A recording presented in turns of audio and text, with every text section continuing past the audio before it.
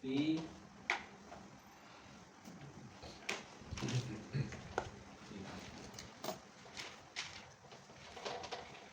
nasbihi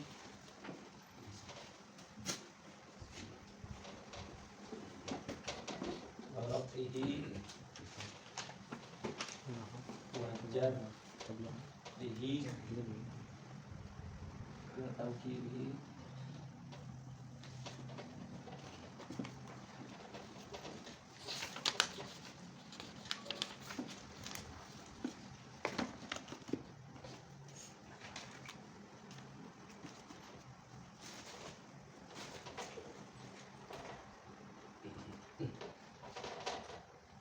Ini kaidahnya yang disebutkan dalam kitab anak tu na'at wa adalah tabi'un pengikut atau yang mengikuti lil man'uti untuk man'ut. Jadi kalau bahasanya na'at itu adalah sifat. Jadi menggunakan kata sifat itu adalah mengikuti yang disifati fi nasbihi dalam keadaan dia mansub atau kata lain dari fathah seperti yang sudah kita sebutkan sebelumnya. Fi nasbihi wa raf'ihi kata lain dari dhammah. Nah ini maksudnya rofa itu domah kalau dia dalam keadaan mufrad. Ya nanti kalau musanna beda, kalau jamak beda. Tadi misalnya saya sebutkan nasab, fathah itu maksudnya dalam keadaan dia mufrad. Kalau nanti musanna jamak dia beda nasabnya atau mansubnya. Kemudian wajar lihi kasrohnya, kasroh. Ya watan kirihi apa namanya nakirohnya. Kemudian ma'rifatihi ma'rifahnya.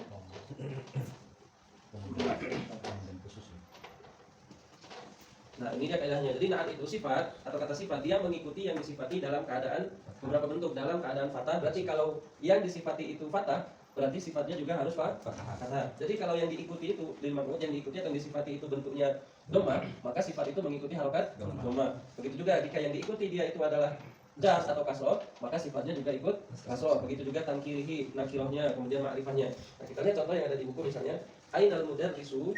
Ini contoh yang pertama. Ainal mudarrisu. Nah kita lihat di sini kata mudarrisu kasroh apa dhammah? Dhammah. Maka kata sifat yang mengikuti apa namanya?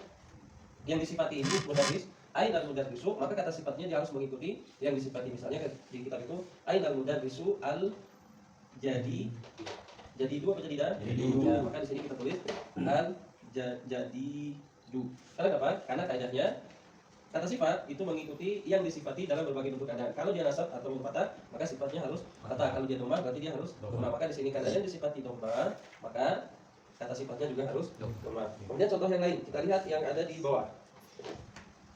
Huwa ibnun al-mudiri jadi ya. Nah, kita lihat di sini. Ini kenapa huwa ibnul mudiri? Kenapa mudiri ini jadi kasroh? Karena mudhaf ilaih. Nah, karena yang disifati ini kasroh, maka sifatnya harus mengikuti.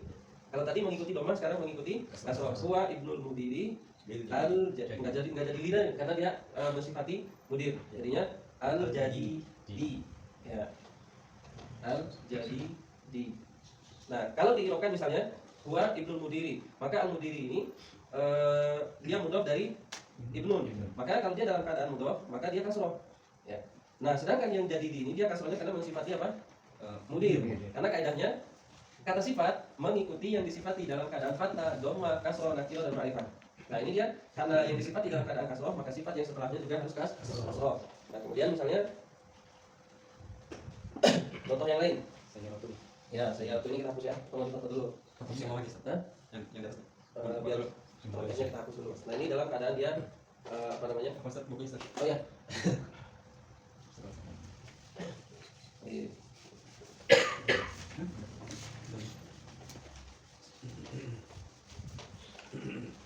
Nah, kemudian contoh yang berikutnya adalah liman. Ya. Liman tilka as-sayyaratu al-jami. Nah, maka di sini kita lihat di antaranya adalah ya muannas. kalau yang disifati muannas, maka dia juga mengikuti yang disifati. Maka tidak boleh dia mengatakan liman tilkas sayyaratul jamilu, karena dia mengikuti segala hal. Di antaranya adalah muannas, ma'rifah, kemudian nakiroh. Di sini muannas. Kalau yang disifati itu adalah muannas, ada tak marfu'nya, maka kata sifatnya juga harus mengikuti as-sayyaratu al-jamilu, as-sayyaratu al-jamilatu. Kemudian mau ditambah kata sifat yang lain, misalnya as-sayyaratu al-kabiratu. Gitu. Jadi dia harus mengikuti apa yang disifati. Nah, itu bisa kita lihat juga contoh yang di bawahnya.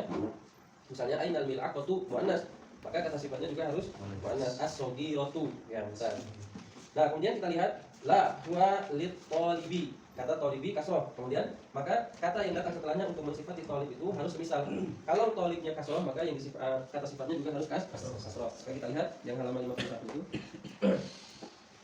Liman tilka sayyaratul jamilatu huwa lil mudiri al jadi. Nah, karena kata mudir itu dia kasrohnya kenapa? Karena ada huruf jar. Kalau yang tadi yang pertama itu kasrohnya karena mudhof. Nah, sama menyebabkan dia kasroh. Maka kata sifat yang setelahnya tidak boleh dirubah harokatnya, harus mengikuti apa yang disifati.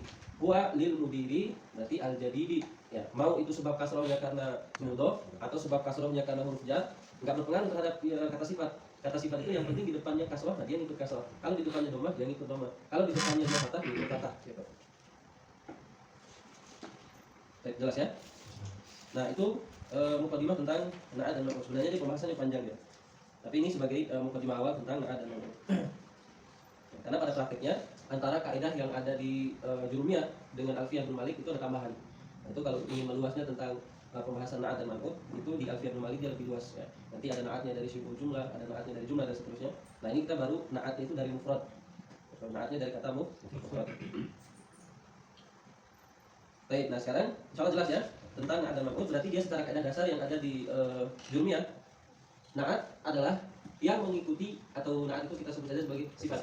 Kata sifat itu mengikuti yang disifati fi nasbihi pada keadaan fathah. Berarti kalau kata yang disifati itu dalam keadaan fathah, berarti kata sifat itu juga harus fathah di belakangnya. Dia nggak berpengaruh terhadap apa yang di depan.